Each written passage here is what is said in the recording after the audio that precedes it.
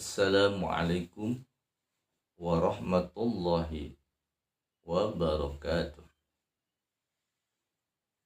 Alhamdulillahilladzi hadana lihada wa ma kunna linahtadiya laula an hadanallah.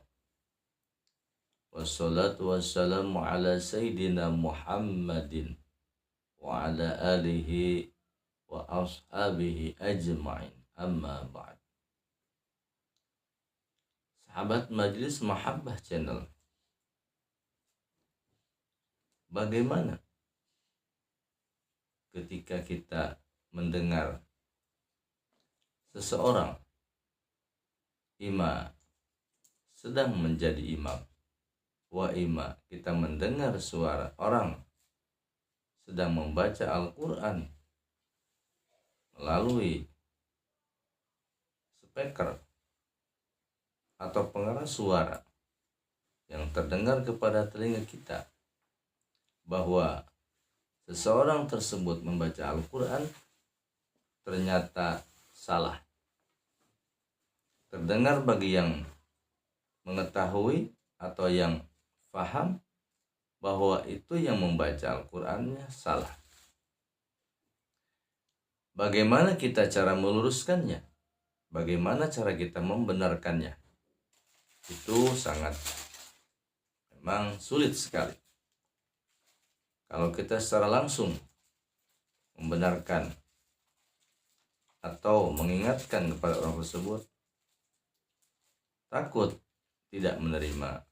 Ada yang langsung menerima, yang khawatirnya tidak menerima. Lalu dia tidak mau, atau beliau atau mereka tidak tahu, tidak mau lagi untuk membaca Al-Quran di masjid. Atau apabila kita mendengarlah secara langsung orang membaca Al-Quran, terutama membaca Al-Fatihah yang termasuk adalah rukun sholat, apabila membacanya tidak benar, salah, kurang bacaannya, atau ada yang terlewat atau dikurangi bacaan misalkan, maka tidak sah sholatnya. Karena Al-Fatihah adalah termasuk rukun. Rukun itu sesuatu yang harus dilaksanakan. Apabila kurang atau tidak dibaca, maka tidak sah sholatnya. Jadi apabila seseorang membaca Al-Quran, membaca Fatihah dalam sholat, bagaimana kalau kita yang bisa misalkan mendengar secara langsung, kemudian kita tidak bisa membenarkannya?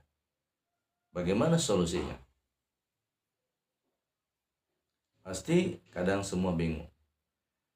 Ada banyak solusi, ya, ada banyak solusi bagaimana cara supaya orang tersebut baca Al-Fatihahnya benar, misalkan, untuk kita luruskan. Salah satu contoh misalkan di dalam surat Al-Fatihah ada yang membaca misalkan dikurangi. Contoh misalkan Shiratal ladzina an'amta 'alaihim ghairil maghdubi 'alaihim waladdallin. Shiratal ladzina 'alaihimnya tidak terdengar, bahkan hanya dibacanya 'alai. Maka bagaimana solusinya kita untuk meluruskannya? Ya, jangan hanya kita bisa menyalahkan, tapi juga harus bisa membenarkan. Akan tetapi harus secara persuasif, atau bagaimana misalkan kita benarkannya melalui pengajian rutinan, atau misalkan kita ngobrol bareng, tapi tidak secara langsung bahwa kamu itu membacanya salah, kurang, ataupun lepat, istilah Sundanya. Karena banyak orang yang ketika dibenarkan itu pembacaannya salah, kadang tidak langsung menerima. Jadi harus melalui tahapan-tahapan sehingga orang tersebut tidak tersinggung. Banyak cara. Banyak ketika orang yang disalahkan kemudian kita membenarkan, misalkan lalu dia tidak menerima, dia tidak mau lagi menjadi imam. Nah, maka dari itu banyak solusinya. Di antara tadi dalam pengajian atau secara langsung atau melalui misalkan kalau kita punya bersahabat dengan saudaranya, dengan anaknya yang bisa kita obrol atau yang bisa kita sampaikan kepada melalui mereka, lalu disampaikan lagi kepada orang yang memang membacanya misalkan kurang tepat, salah bab, bisa dipastikan bacaan itu sholatnya tidak sah ya, atau sangat mendekati tidak sah, bahkan mungkin tidak sah ya, karena syarat sah sholat itu ya, rukun sholat baca Fatihah itu harus benar membacanya ya, sempurna ya, ahkamul hurufnya, sifatul hurufnya, kemudian makhrajnya. Jangan sampai ketika membacanya itu menyalahi kemudian merubah kepada makna ya. Alaihim jadi alaihimnya tidak ada, siratal ladzina an'amta alaihim, him tidak ada, atau alaihim jadi bahasa Pawi ya, bisa merubah kepada makna apa yang terdapat di dalam ayat Al-Quran tersebut. Itu seperti contohnya gitu. Jadi ya, kita luruskan secara persuasif atau melalui dengan perlahan ya, jangan sampai tidak diluruskan dan jangan sampai juga menyinggung perasaan.